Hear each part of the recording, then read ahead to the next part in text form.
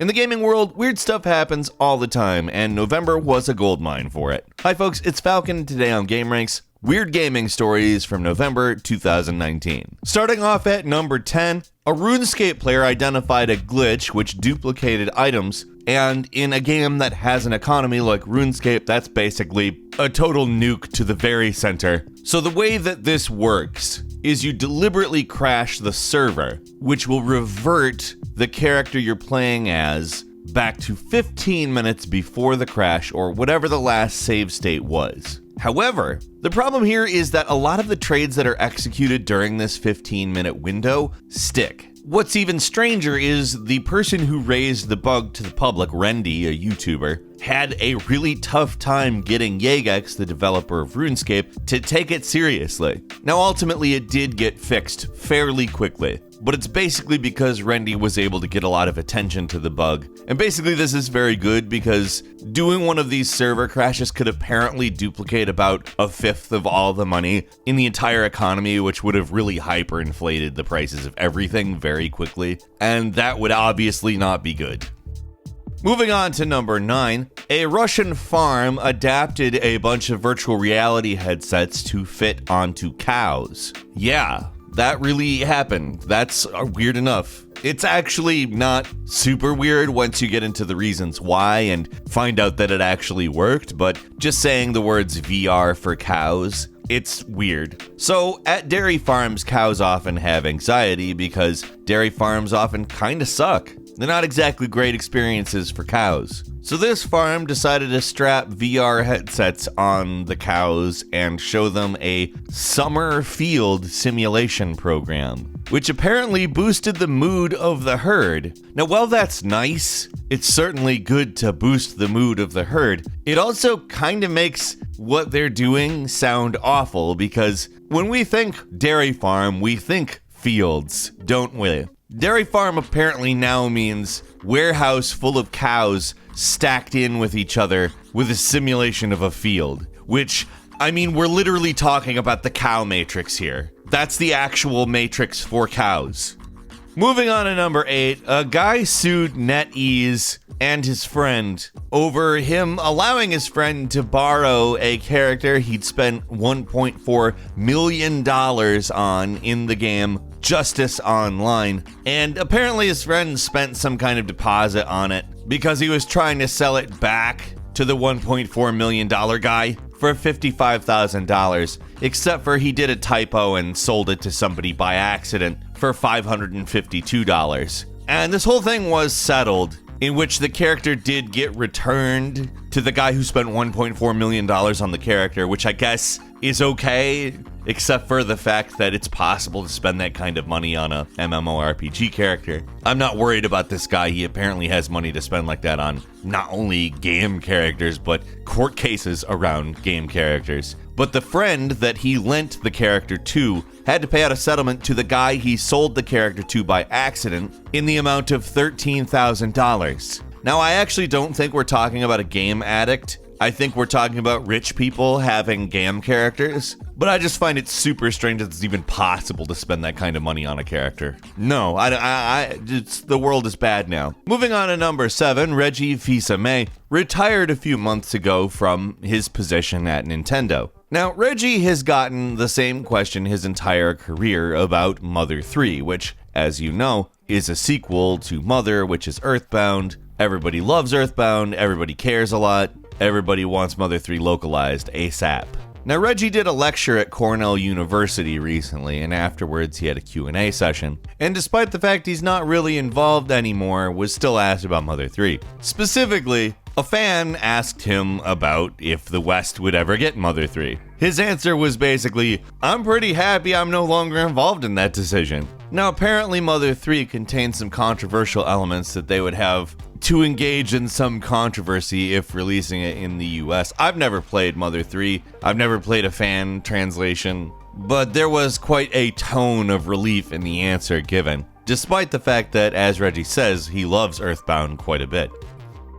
Coming in at number 6, Yuji Naka, the creator of Sonic the Hedgehog, is still a little put off by the Sonic that they basically fixed. Like, I'm not gonna lie, I think that it's fine. I think that the Sonic that they made for the new one is fine. I'm not gonna complain about it, personally. The original was hilarious. Seemed like a prank, it was so bad. And now we have one that pretty much looks like Sonic the Hedgehog. If you draw this version, it's basically gonna look like any drawing of Sonic. Yuji Naka still thinks there's something off though, and I'm gonna go ahead and say I think it's probably the fact that they separated his eyeballs. That's probably the biggest change from the actual traditional Sonic. However, I don't necessarily think that's a bad change. Yuji Naka says actually, they've been kind enough to give him gloves, but like I expected, they didn't connect the eyes. This just makes the design feel off. He did say still I'm looking forward to the movie, which I have to imagine, just given the bizarre premise, it's at least going to be interesting.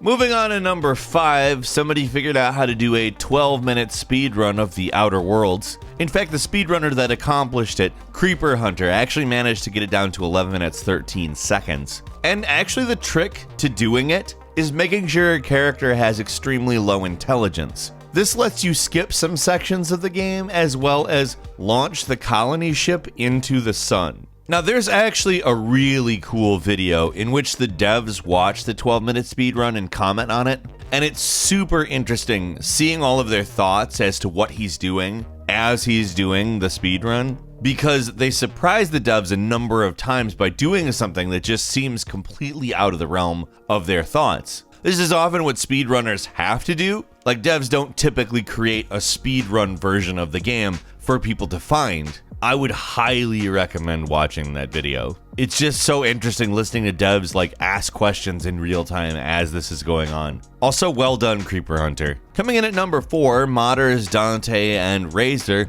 greatly expanded the co-op in Devil May Cry 5. Now, if you are aware of how the co-op currently works in the official version of the game, there's a kind of cameo system that allows for a limited 3-player co-op in various sections of the game, but the presence of this system was taken advantage by these two modders, and they were actually able to create a mod that integrates it into all of the game. It goes as far to make the pause menu into a floating menu so it doesn't interrupt the play of any of the players, and even gives you some graphics options that are really only actually supposed to be present during cutscenes. And overall, it's awesome. In fact, the thing that I would call weird about this is that this isn't stuff that was included in the game in the first place. If you got the tech, just let people play the levels in co-op. It's great. Moving on to number 3, and this may not seem weird to you, but it actually kind of is given the amount of time this man has spent in the video game industry. But Hideo Kojima says that his company, Kojima Productions, will eventually make films.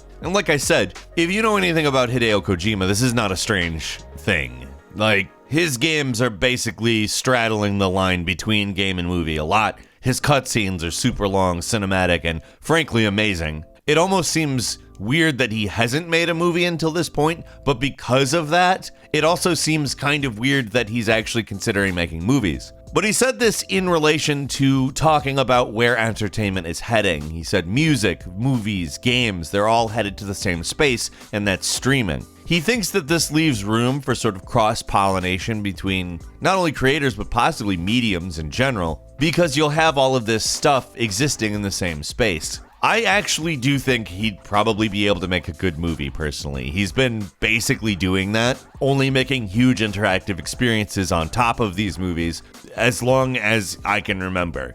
Moving on to number 2, Tesla unveiled its Cybertruck, which is, it's really something. Quite divisive, to say the least. I don't know that I necessarily think it looks great, but I do know that it looks like a lot of video game stuff, because I saw lots of memes showing me this. The truck itself looks like a big low polygon truck, and people were like, it looks like the Warthog. So you had people making it into the Warthog. It looks like Minecraft. So you don't really have to do anything to make it look like Minecraft, it just does. And then you had people showing the normal Tesla car next to a 3D model of Lara Croft from a recent game, and the Cybertruck next to a 3D model of Lara Croft from a 90s Tomb Raider game, and I just think that it's really funny. And finally, at number 1, well, it's maybe a little less weird than it is cool. A professional Street Fighter player actually met a model in an arcade, and they recently got married. They actually met about 10 years ago, before he was actually a Street Fighter pro,